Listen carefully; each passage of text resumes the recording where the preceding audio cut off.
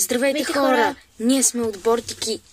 Всяко лято от 2 години ходим в къмпинг Якото място и тази година намерих това. Специално проверих. Това е Адамова ябълка на руски и на български.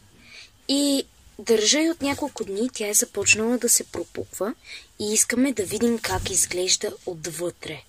Взехме нож, защото няма да стане без него. Изглеждаме супер съмнително.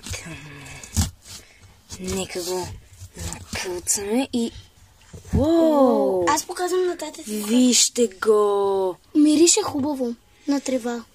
Да, много е готин. Яко! И много лепна отвътре. Да, той отвън е почнал да лепне. Уникален е. Сега трябва да дезинфекцираме ножа.